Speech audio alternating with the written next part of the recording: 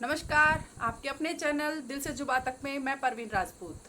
आज हम बात करेंगे जिस सुबह 15 अगस्त 1947 को हमें आज़ादी मिली, उस रात 14 अगस्त की रात को क्या क्या हुआ था।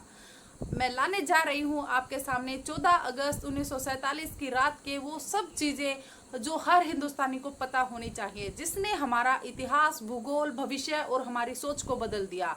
वो रात थी हमारी आज़ादी की रात, 14 अगस्त 1947 की रात। 14 अगस्त की शाम से ही जोरदार बारिश हो रही थी। रात 9 बजते बजते रायसीना हिल पर लगभग 5 लाख लोगों का हुजूम जमा हो चुका था। बारिश अभी भी जारी थी। रात के करीब 10 बजे सरदार पटेल, जवाहरलाल नेहरू, डॉक्टर राजेंद्र प्रसाद और माउंटबेटन वॉयसराय हाउस पहुंचे।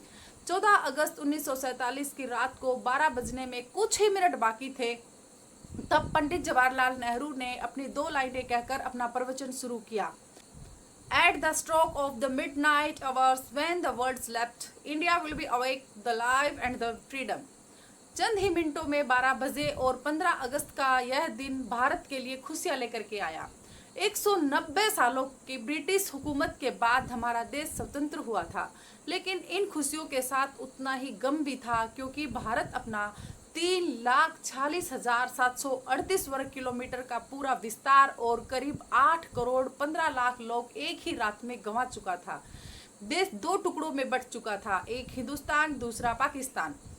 हमें आज़ादी यूं ही नहीं मिली, 15 अगस्त से पहले ही ब्रिटिश हुकूमत का अंत शुरू हो चुका था। महात्मा गांधी के जन आंदोलन से देश में नई क्रांति शुरू हो चुकी थी और साथ ही दूसरी तरफ सुभाष चंद्र बोस की आजाद हिंद फौज ने अंग्रेजों का जीना मुश्किल कर रखा था। ऊपर से दूसरे विश्व युद्ध करने के बाद ब्रिटिश सरकार में इतना भी दम नहीं बचा था कि वो हिंदुस्तान पर और शासन चला सके। इसलिए माउंटबेटन को भारत का आखिरी वायसराय बनाया गया, ताकि देश को आधिकारिक तरीके से स्वतंत्रता दी जा सके। अंग्रेजों ने भारत को शुरुआत में 3 जून 1948 के दिन स्वतंत्र घोषित करने का निर्णय लिया था, लेकिन मोहम्मद अली जिन्ना ने पाकिस्तान बनाने की ठान रखी थी, जिसके चलते उसने देश में जगह जगह सांप्रदायिक हिंसा को शुरू करवा दिया। बिगड़ती परिस्थितियों को देख करके अंग्रेज भारत को हो सके उतना जल्दी स्वतंत्र राष्ट्र घोषित कर देना चाहते थे, क्योंकि अंग्रेजों को भी भारत को आखिर एक टुकड़े में नहीं बल्कि 2 टुकड़े करके विभाजित करके फिर स्वतंत्र करना था। इसके लिए 15 अगस्त का दिन क्यों चुना गया? ये इसलिए कि भारत ही नहीं, अंग्रेज भी शुभ और अशुभ को मानते हैं।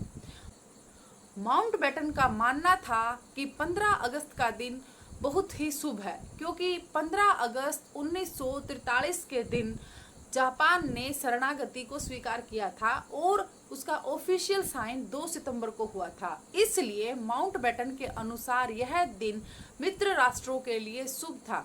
फिर रात 12 बजे का ही समय क्यों चुना, इस पर भी लोगों के सवाल है।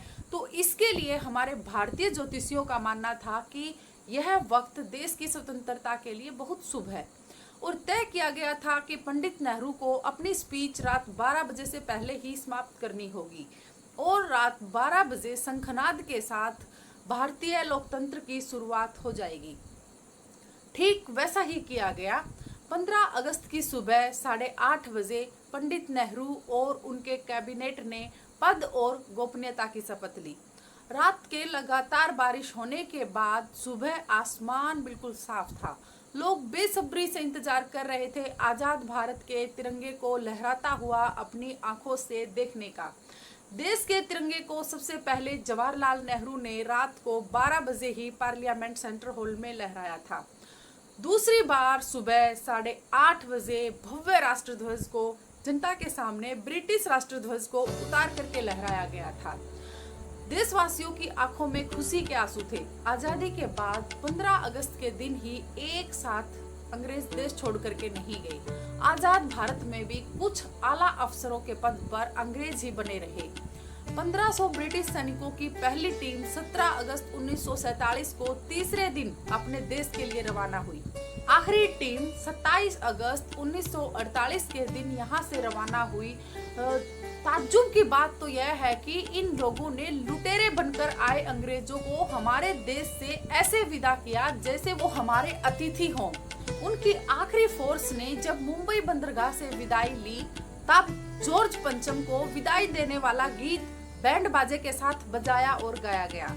आजादी के 190 साल पहले भी अमीचंद मीर जाफर ने रॉबर्ट प्लांट को ऐसे ही सम्मान के साथ स्वागत किया था। और फिर क्या हुआ? मिला हमें प्लासी का युद्ध और 190 साल की स्वतंत्रता। हमारा भारतीय नहीं सुधरा, वो आज भी अतिथि देवो भव को ही मानता है। उसके लिए आज भी अतिथि वास्तव में ही देव के तुल्य होता है, चाहे वो अतिथि हो या फिर वो हमें लूटने आए लुटेरे।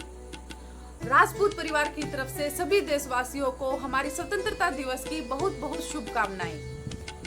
भारत माता की जय। वंदे मातरम। जय मां भवानी।